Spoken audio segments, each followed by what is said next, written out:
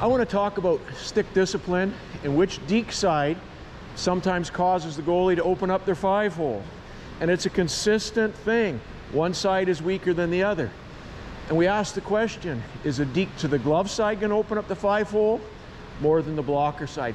Here's the common error that shooters should try to expose. And as a goalie, it's a common error you should try to avoid. When the guy dekes to the glove side, we see the error called the shoulder roll. So a lot of times what will happen is, as the goalie pushes over, the stick moves, and that 5-hole vacates. So 5-holes will be far more open and available on a glove side deke because they leave the stick, 5-hole becomes open.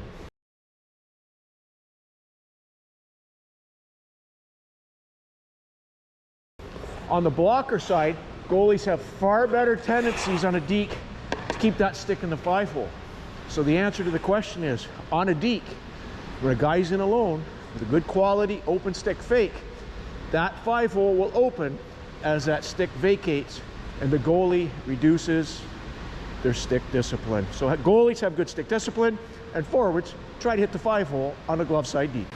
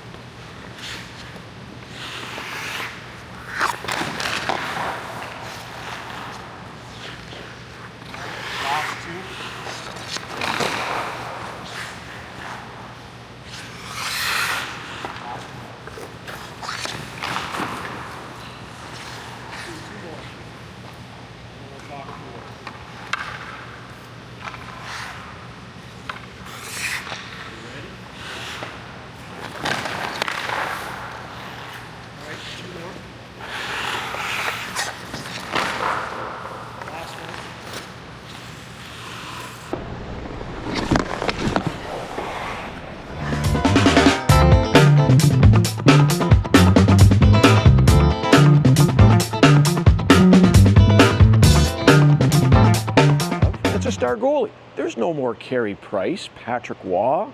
There's no more Marty Brodeur, Eddie Belfour.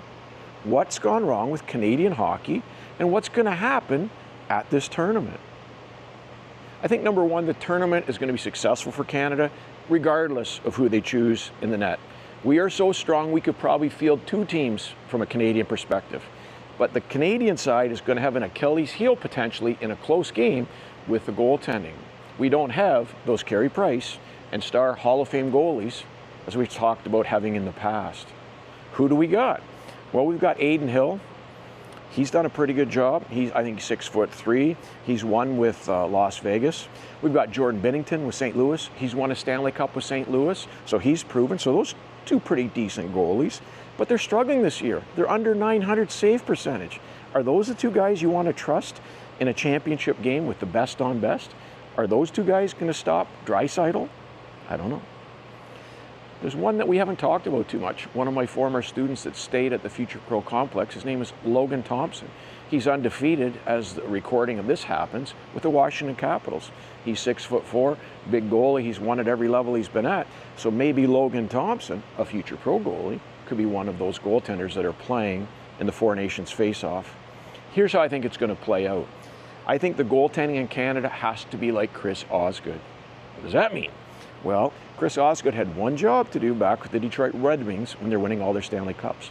I almost said Red Wings without stuttering. Good job, Keeks. Osgood had to make sure he didn't suck. He had to be just average, and the Detroit Red Wings win a cup. And I think that's going to be the same thing this year at the Four Nations Cup. We're so strong out front, we're so strong defensively, that the goaltending has to make sure they don't lose it for the team They don't have to win it, I don't believe. They're just going to have to make sure they don't lose it. But I think goaltending in Canada is an issue because now we're navel-gazing trying to figure out, is it going to be Logan Thompson or Jordan Binnington? Those aren't two Hall of Fame names. Two good goalies, two great NHL goalies. But those three that I talked about today, Adin Hill, Logan Thompson, and Jordan Binnington, they're not going to be Hall of Famers. And we may need a Hall of Fame goaltending job to win the gold or first place, whatever they give it this tournament.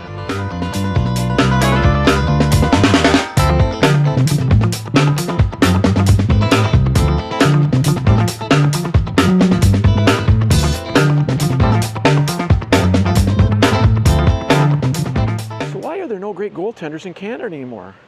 I'm a goalie coach for 35 years. You'd think we figure out how to have a few good goalies. Well, obviously, we've had some success with some of the goalies that have come through our camp, but I think it should be more. I think across the board in Canada, goaltending is broken, and this has been this way for a long time. This isn't something new, and I think there's a lot of thoughts that are going on right now that all of a sudden we've got problems with goaltending. No, we've always had problems with goaltending. Yes, we've had some of the best Hall of Fame goalies, but that's sort of clouded our judgment on the developmental pathway that's in place.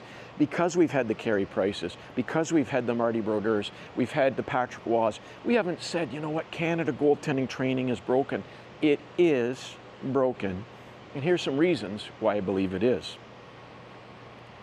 Number one, everything with goalie training in Canada is proprietary. You've got your big goalie production companies like Future Pro, Eli Wilson, you got some big camps in Toronto and stuff. The problem with these big camps is a lot of times they're very protective about their secret sauce, special knowledge, and they want to work with their own goalies, and they don't want to give out their knowledge and spread their knowledge to help out the collective, the general goaltending collective in Canada. I've been the opposite of that. I've been trying to help out as much as I can by taking the stuff I've learned from people much smarter than me and helping pass along to you guys.